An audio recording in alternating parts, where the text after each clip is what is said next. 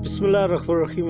दोस्तों, परवेज़ अकरम ख़ातिब। दोस्तों, आज चूँकि 2-3 दिन आपको पता है कि यहाँ शदीद बारिश हुई है कश्मीर में, तो मैं आप दोस्तों से ये चीज़ शेयर करना हूँ कि मुझे थोड़ी सी ये जगह धूप वाली थी, तो मैंने इस जगह की गोडी किया है। और लहसुन के इर्द गिर्द जो है ना, ये देखिए आप, मैंने ये नालियाँ बना दी हैं और इसकी गोडी भी हो गई। अब मेरे पूरे लहसुन में आप देखें कि कोई कचरा इसके अंदर मौजूद नहीं है, ना तो गोडी से पहले कोई कचरा मौजूद था ना अब मौजूद है, क्योंकि मैं कंटिन्यू जो है इसकी सफाई करता हूँ। और ये आप लहसुन देखें, इसमें ये आप देख सकते हैं, इसमें मैंने डिस्टेंस पे लगाया है। ये लोगों की तरह गड्ढा नहीं लगाया, डिस्टेंस में लगाया। और लेकिन ये आप पूरा चेक कर सकते हैं, ये खेत है पूरा ये, और एक वक्फे से मैंने लगाया। चूँकि अभी धूप है तो आपको पूरा दिखा नहीं सकता, लेकिन यह है कि बहुत अच्छा है, आप देखें।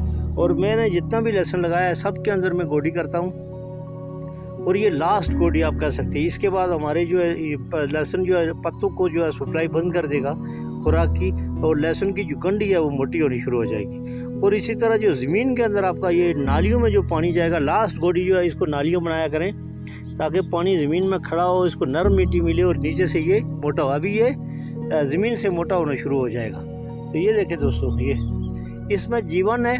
और साइड पे मैंने ये जो लहसुन है, ये साइड पे पिंक लगाया हुआ है, जो ब्राउन वाला है, क्योंकि ब्राउन वाला अगर साइड पे लगाएंगे तो कभी भी जो पिग है, जो सुअर है, वो इसको नुकसान नहीं पहुंचाएगा।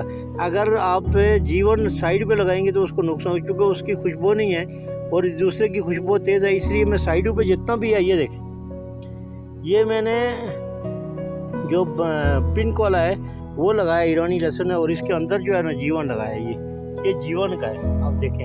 ये तो डिस्टेंस तकरीबन 4-6 इंच का मैंने डिस्टेंस रखा हुआ। दोस्तों, ये दूसरा खेत है, ये देखें आप, इसमें भी मैंने वक्फा दिया हुआ। ये 4-6 इंच का वक्फा देता हूँ, और इसमें भी कोई कचरा नहीं है। इसकी गोडी भी देखें, अभी मैं स्टार्ट कर रहा हूँ ताकि यहाँ इसके दरमियान में पानी खड़ा और ये मोटा हो। ये देखें, ये जीवन है, ये सारा जीवन है। लेकिन मैं वक्फे से लगाता हूँ, 4-6 इंच के वक्फे से। और ये देखें, ये पूरा खेत मेरा लहसुन है। और इसके अलावा भी जो है वो भी इंशाल्लाह इसके साथ ज्वाइन करके पूरी वीडियो आपको दिखाऊंगा।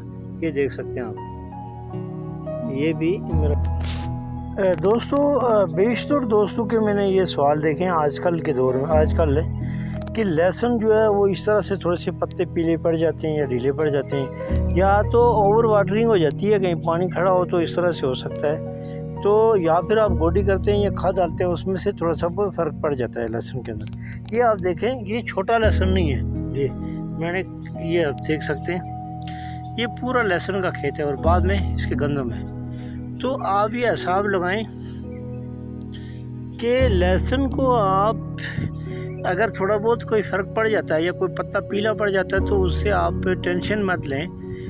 बारिशों के बाद जब धूप लगती है, 1-2 दिन धूप लगेगी, तो ये लहसुन दोबारा से जान पकड़ेगा। ये मेरा अपना लहसुन है, इसकी देखिए आप, ये नालियों में मैंने लास्ट कोडिंग कर दी है। इसके अंदर कोई बहुत ज़्यादा कचरा नहीं है, ये साफ़ सुथरा है, और क्योंकि गोडी की वजह से। तो ये पूरा लहसुन है, ये देखिए। और इसको आप इससे हिसाब लगाएंगे, पत्थर पीले भी हो जाते हैं, लेकिन मुझे कुछ करने की ज़रूरत नहीं है। ये खुद ब खुद धूप लगेगी, 1-2 दिन ये सही खड़ा होगा तो फिर मस्त हो जाएगा। इसके अंदर गोबर का इस्तेमाल करें, गोबर डालें इसके अंदर। और अगर आजकल खाद डालेंगे तो चल सकती है, क्योंकि लॉन्ग टाइम बारिश होती है 2-3 दिन, तो उसमें उसके असरात इसको नुकसान नहीं पहुंचा सकते। लेकिन मैं समझता हूं कि आप बिल्कुल भी छोड़ दें, टेंशन ना लें, और ये लहसुन खुद ब खुद सही हो जाएगा। ओवर वाटरिंग की वजह से भी हो जाता है, लेकिन कभी कभार आप गोडी करते हैं तो इसमें हिल जाता है या कुछ ऐसा, उसकी वजह से भी प्रॉब्लम हो जाता है। तो थैंक यू वेरी मच दोस्तों।